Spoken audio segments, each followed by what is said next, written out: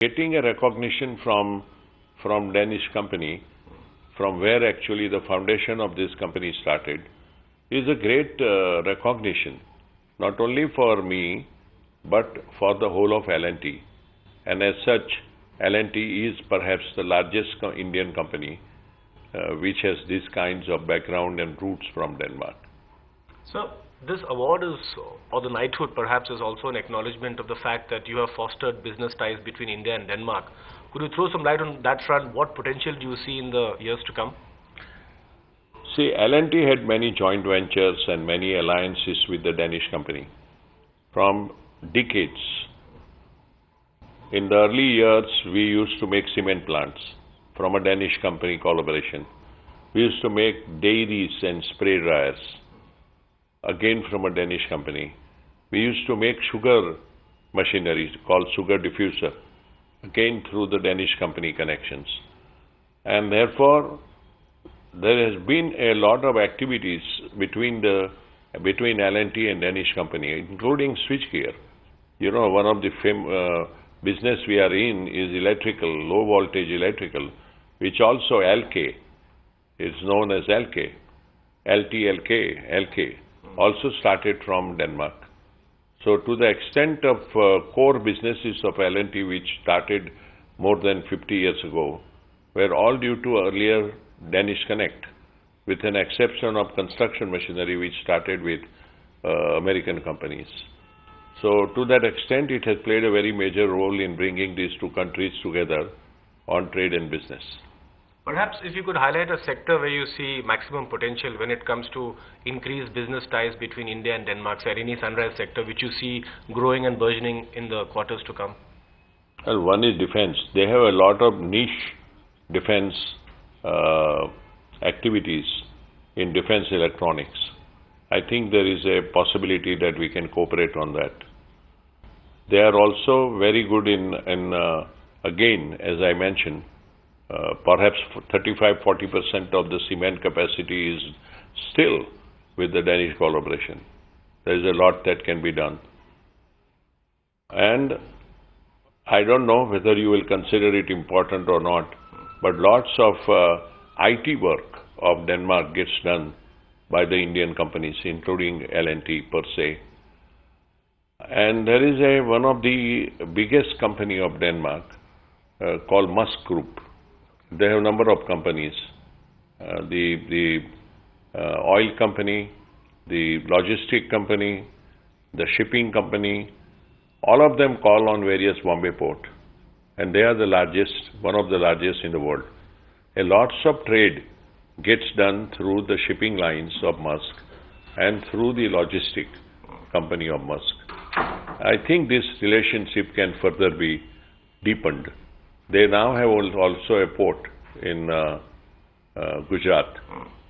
And L&T is talking seriously with them to deepen our relationship on the container business and so on for a port in South.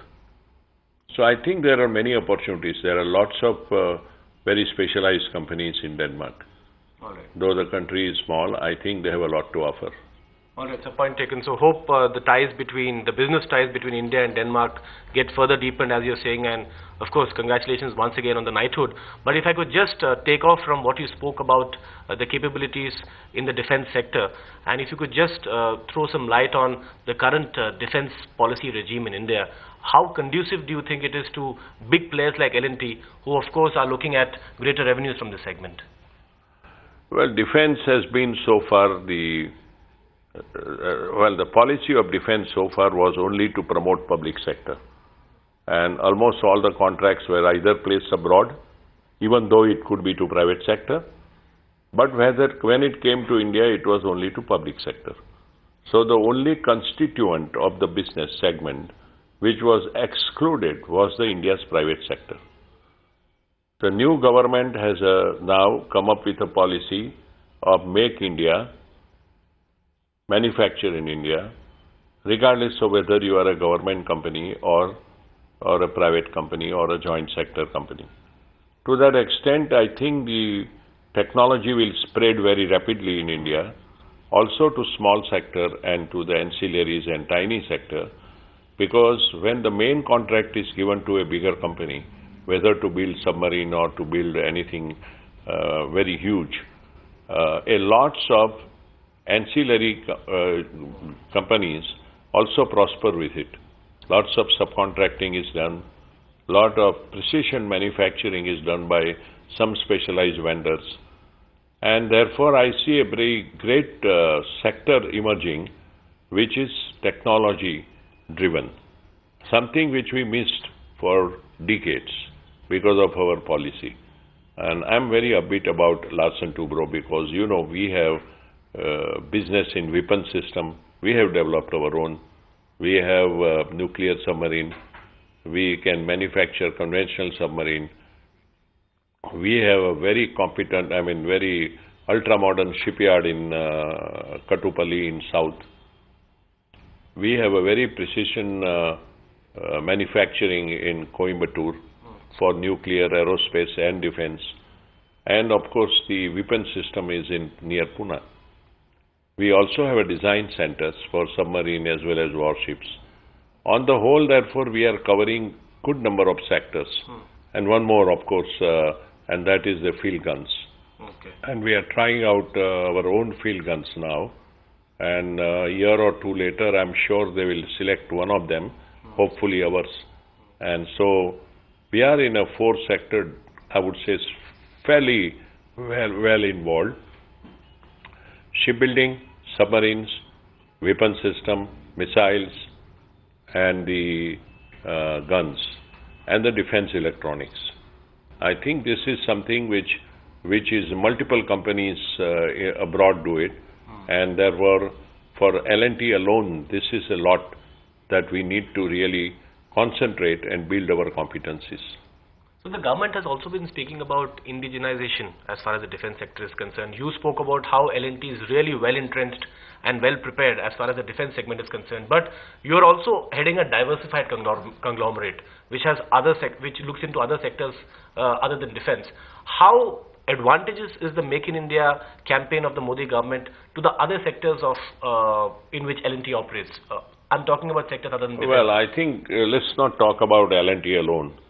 It's something which ought to have been done many years ago. The manufacturing sector contributes only 17% of GDP. In China, it is 50%. In the Far East countries like Malaysia, Indonesia, it is over 40%. India has 1.2 billion people. I think they all need jobs. There is no point in only having them trained in skill development training center or educated.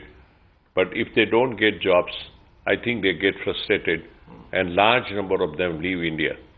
And the talent is missing in India because of such kind of frustrating experiences. The whole drive of manufacture in India, I think, will create millions of jobs. Okay. And that is what this populous country needs. So to me, it is the great step being taken if implemented rigorously, because the real success comes of implementation. A lot of announcements can be made of policies, but every single policy needs to be implemented with a rigorous follow-up and micromanaged. I think to that extent, whatever L&T does in manufacturing will get its own impetus, and we welcome that. We welcome that, we feel good about it. And I feel particularly good about multitude of companies which are today closed due to the practices or policies that we followed in the past, and where we allowed import of everything, even if it is nut and bolt. Effective implementation of government policies, that clearly is the big takeaway from you, Mr. Naik. One question on how do you perceive the demand situation on the ground? When we spoke to you a few months earlier, you said that even though the sentiment has improved, on the ground the demand situation will definitely take some more time. Do you think you are seeing fresh green shoots in the economy? No, as I mentioned earlier, it's still too early. But the fact is, every other week, there are some policy decision being taken which is in the right direction. Whether it is through the cabinet, the route of ordnance or any other way. But they are all something which many years since are pending implementation. So at least they are being cleared one by one. Demands in auto sector and in two-wheeler sector is picking up somewhat. I think the hardcore capital formation, infrastructure, power plant, heavy industry, which are capital intensive, I think pickup has yet to happen. Okay. But not so much due to demand reason alone. I think they need billions and billions of dollars. I think the question that we have to ask to ourselves is, where is money coming from? Absolutely. With all the constraint that we have in various segments of societal intervention that is required, the expectation of poor people, and many other places where money is absolutely required for the government to continue to be liked by, let's say, large majority of people. So what will be left for development, whether it is defense, whether it is infrastructure, or whether it is core sector, is something that is one thing that sometimes puzzles me as to where from that's going to come. And for us to think that private sector will have the money, I don't think they have of this magnitude. And unless the policies are extremely friendly, to an extent that you can give guaranteed return, the foreign investment in India in these long gestation projects, where you don't see the profit for 10 years and more, is not going to come easily. So like we did many years ago in power, where 16% return on equity was guaranteed. Something like that will have to be thought through. I'm not saying for defense, but certainly for infrastructure and other long gestation project. Or else, I think at the end we'll get stuck everywhere for the sake of money. Some captains of India Inc., Mr. Naik, have been pretty restless about the pace of reforms of the Modi government. Are you happy with the pace of reforms at which they have been rolled out? I think it's a result of too much of expectation created right through last 8 months, whether during the election campaign or afterwards, and number of announcements being made week after week. People therefore begin to think, okay, there are a lot of announcements, but where do I see it on the ground? However, these announcements are part and parcel of moving forward. Whether ordnance route or any other route, implementation of many policies which has been pending is really a progress. They also needed to be done. So there I consider as a part of the implementation. On the ground, many things have to come, which is not being seen easily. I think we have to give government another 6 months. Okay. Now that we have given many decades to others and other governments, to see really what percolates down on the ground and how people begin to feel that now it's real. Okay. It's real. Okay. So that one has to wait and see. Last 2 questions, Mr. Naik. Budget is a few months away. Everybody is expecting it to be a blockbuster budget from the Modi government. A lot of expectations from it. What are some of your major expectations from the Modi government's budget in 2015 as the head of India's largest engineering company? I will refrain from answering that because I told you, don't ask me any macro question. Okay. Second thing, I am not the one who is a great believer that budget is everything. I think the type of thinking that must go is a 5-year strategy. Okay. If you announce one, let's say, infrastructure project takes 10 years and 15 years in India to only think about it. You can see the ceiling project was being talked for 20 years. Still not even started. The tender is not out. What can budget do in such situation? I mean, what budget does is very little. What affects the people? It has to be a sustained effort on a 5-year basis. I would put much more importance to 5-year plan than to an annual budget. All right, Mr. Naik, last question, and thanks so much for your patience. It's on the rate cut clamor, sir. There's been a huge demand from India that this is perhaps the right time for a rate cut, but the RBI governor has remained defiant.